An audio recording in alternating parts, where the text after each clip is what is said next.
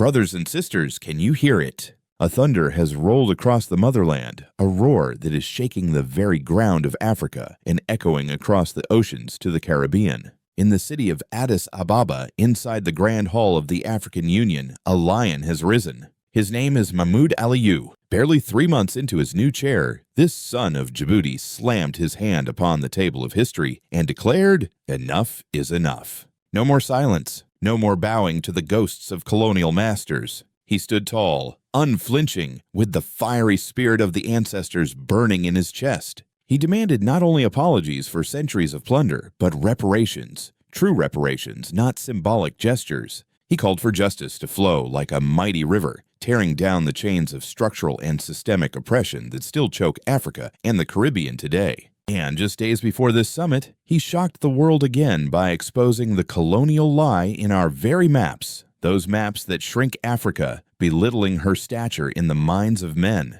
He thundered, "Correct it. Restore our dignity." Now, the question rises like incense before heaven. Is you the liberator we have been waiting for? Is he the Sankara reborn, the dreamer who dares to act? Or is he but another bold voice destined to be silenced by the powers that be? Stay with me, family, because what unfolded in that summit may be the turning point of our generation. And before we go further, make sure you hit that subscribe button, share this message, and join this journey, because the struggle for justice needs every voice, including yours. On that Sunday morning, the skies over Addis Ababa carried a strange weight, as though history itself had drawn near. The flags of nations, African and Caribbean alike, fluttered in the breeze outside the Grand African Union headquarters. Inside, the Nelson Mandela Hall was packed with heads of state, ministers, diplomats, and delegates. But more than the titles, more than the protocols, what lingered in that room was the spirit of our ancestors,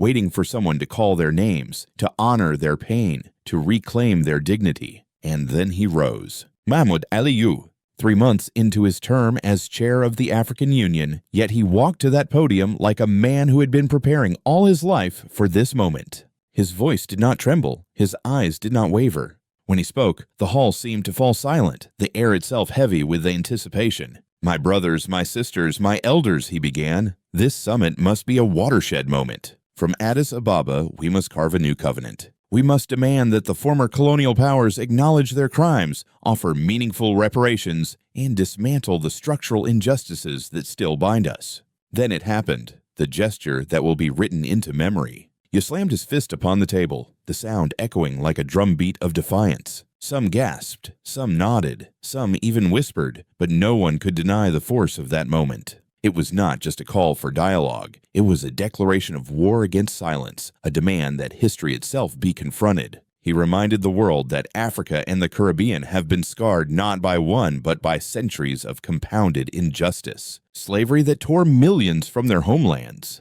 Colonization that drained the soil of its riches. Economic systems designed to keep nations in debt and people in chains. He spoke of the Congo's mines bleeding under the weight of child labor, of Zimbabwe's land stripped away, of classrooms teaching European heroes while ignoring African prophets. But Yu was not content with listing grievances. He spoke of restoration. He spoke of a future where reparations would build universities, fund hospitals, and ignite green revolutions. He tied our struggles to those of the Caribbean, Haiti's eternal debt to France, Britain's betrayal of the Windrush generation.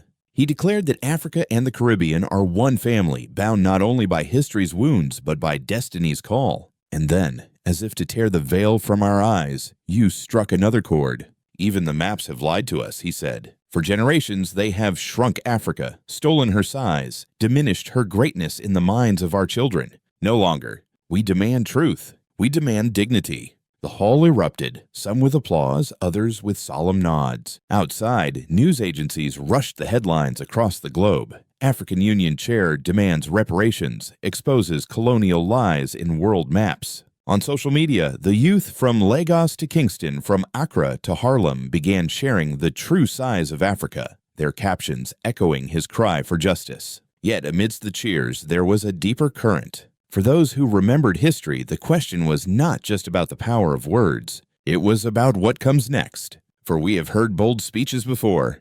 We have seen leaders rise with fire in their eyes, only to be cut down by bullets, coups, or the slow choke of international pressure. Still, that moment in Addis Ababa cannot be denied. It was thunder. It was lightning. It was the striking of a match against the night sky. And the fire it lit, no one knows how far it will spread. But here's the truth, family. What shook that hall in Addis Ababa did not end there. For beyond those walls, the world began to stir, and the reactions that followed would either fan this fire into a blaze or smother it into smoke. When Yu's words thundered through the Mandela Hall, the summit was no longer just a diplomatic gathering. It became a courtroom of history, a sanctuary of ancestors, a battlefield of ideas.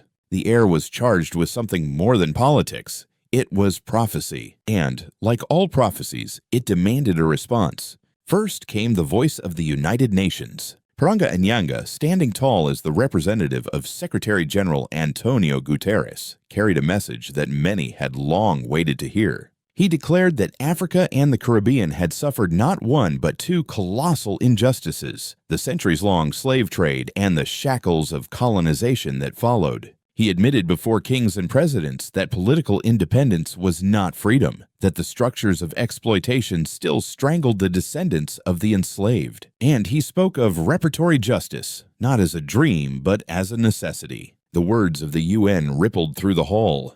For once, the global body was not dismissing the cry for reparations as noise. It was acknowledging it, legitimizing it, placing it on the table of international debate. Then rose Carla Barnett, the Secretary General of CARICOM, her voice steady, yet overflowing with ancestral weight. She spoke of the Caribbean's homecoming, of peoples torn apart by oceans but never divided in spirit. She reminded Africa that the Caribbean's fight was not separate but the same. Haiti shackled by unjust debts, small islands crushed by climate change they did not cause, communities betrayed by broken promises of empire. "We are not building a partnership," she said. "We are reaffirming a family bond." Her words drew nods, even tears. The hall was no longer African alone. It was African and Caribbean, two halves of a whole finally finding each other. But the most electric response did not come from officials. It came from the people. Across the streets of Accra, the markets of Nairobi, the tech hubs of Lagos, and the universities of Kingston, young people seized Yu's words like firebrands.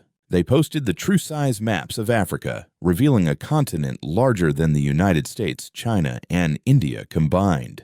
They debated models of reparations, not as charity, but as restitution to fund their hospitals, their schools, their futures. Social media blazed. From Harlem to Havana, from Bridgetown to Bamako, the diaspora felt the call. They echoed Yu's demand, reparations now, justice now. And yet, alongside the fire of hope burned the ashes of doubt. Elders remembered the past too well. They recalled Nkrumah's dream drowned by coups. They remembered Patrice Lumumba's blood spilled before he could build his vision. They carried the memory of Thomas Sankara, bold and unyielding, whose life was cut short by betrayal. So the question lingered, heavy as a storm cloud. Could Yu succeed where giants had fallen? Could he withstand the pressure of Western capitals, the seduction of elite deals, the iron grip of global finance? Or would his fire be doused, leaving only smoke and disappointment? Still, one thing was undeniable. A spark had been struck.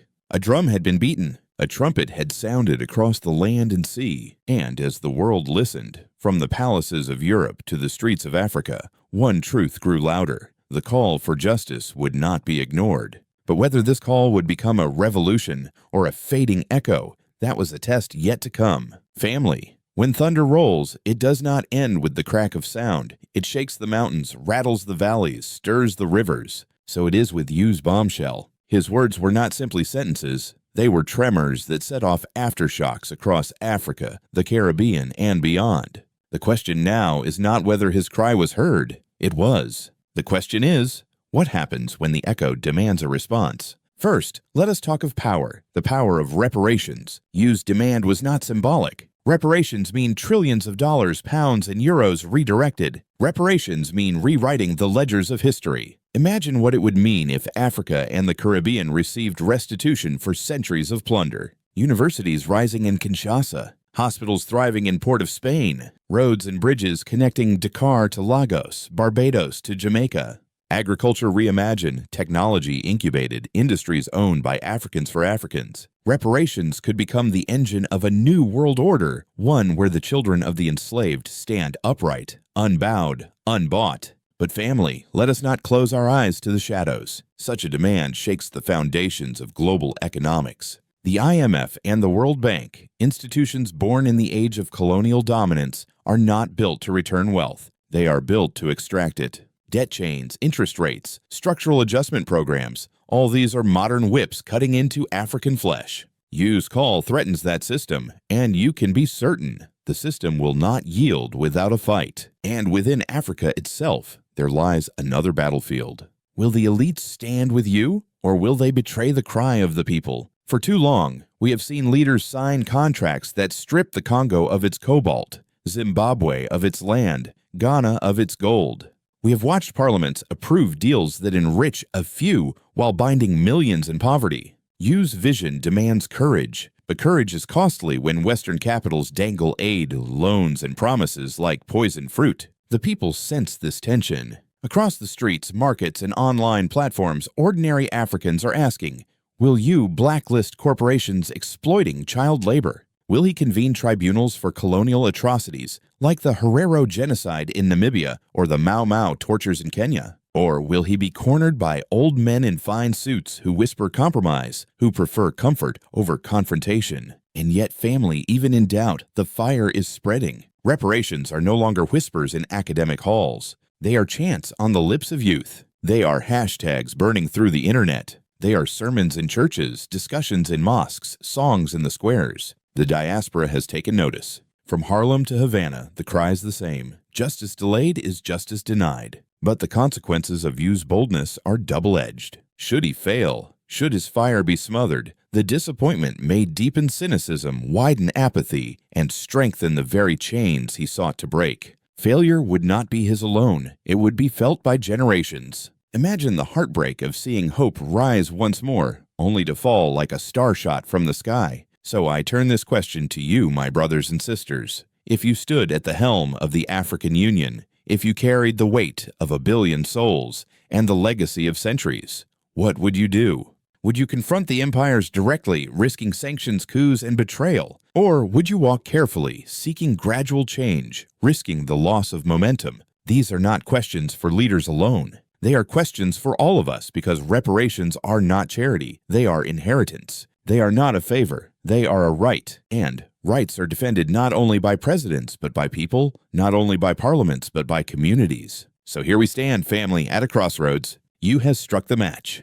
The fire is burning. But whether it becomes a blaze that reshapes nations or a candle snuffed out by the winds of compromise, that choice is not his alone. It is ours. And the world is waiting to see which path Africa and her children will take. Family, when a lion roars in Africa, the echo does not stop at the savannah. It crosses oceans, rattles palaces, shakes boardrooms, and unsettles parliaments. Yu's cry for reparations and justice reached not only the ears of Addis Ababa, but the corridors of Washington, Brussels, London, and Beijing. Let us begin with the United States. America heard Yu's demand with uneasy silence. On one hand, the rhetoric of justice and human rights is part of America's vocabulary. On the other, reparations open a door that many fear to unlock. For if Europe must pay for colonial plunder, then what of America's own legacy? Slavery, Jim Crow, redlining, mass incarceration.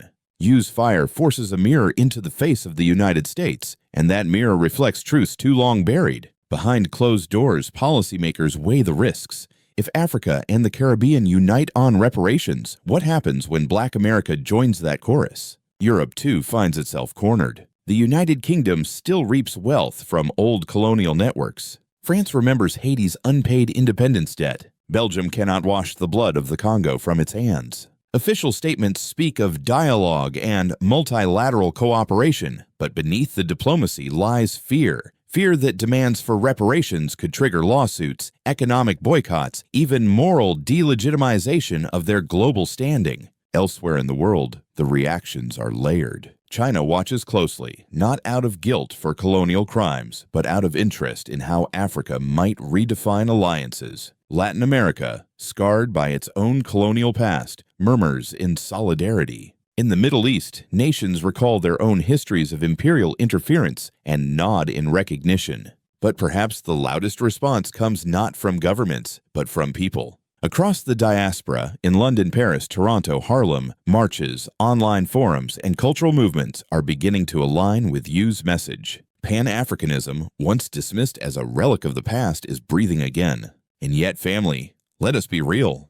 For every hand raised in applause, there is another clenched in resistance. For every voice cheering Yu's defiance, there is a whisper plotting how to contain him. The same forces that silenced Lumumba, that betrayed Sankara, that undermined Nkrumah, they have not vanished. They are listening. They are watching. They are calculating. Which means this: the global stage is not cheering for Africa alone. It is circling, testing, waiting to see whether Yu's fire will burn through the chains or burn out under pressure. And that is the question history will answer next. Family, when a fire is lit, there are always three possibilities. It may grow into a blaze that consumes the darkness. It may flicker and fade into embers, or it may spread slowly, hidden but unstoppable. Such is the future of Yu's call. The path before Africa and the Caribbean is not one road, but many, and each road carries both promise and peril. The first path is the path of transformation. In this vision, Yu becomes more than a bold speaker. He becomes an architect. He builds coalitions inside the African Union, persuades the skeptics, silences the cynics. He partners with the Caribbean to form a united front, drafting blueprints for reparations that are not dreams but enforceable frameworks. Imagine it, family. Tribunals for colonial atrocities, blacklisted corporations that exploit child labor, Pan-African banks funding African futures. On this path, history bends towards justice, and Yu's name is etched alongside Nkrumah, Lumumba, and Sankara. The second path is the path of compromise. Here, the fire of Addis Ababa is slowly smothered. Promises are made but not kept. Committees are formed but never empowered. Elites cozy with Western capitals whisper that gradual reform is safer, more realistic. Yu becomes a man of speeches, not actions. The people grow weary, hope dims, and the dream of reparations is folded away like a banner carried once in a march and then forgotten. And then there is the third path, the people's path. Here, whether Yu rises or falters, the spark he struck ignites a movement beyond his control. From Cape to Cairo, Harlem to Havana, ordinary men and women refuse to let the fire die. They rally in streets, they organize online, they build alliances that do not bow to Washington or Brussels. In this vision, leaders may come and go, but the cause endures. And in that cause lives the spirit of every fallen hero. Lumumba, Sankara, Nkrumah, and yes, Traoré, whose name has become a symbol of resistance unbroken, a torch passed from one generation to the next. But family, let us not pretend the journey will be easy. Every path is lined with challenges, sanctions, coups, betrayals, internal divisions.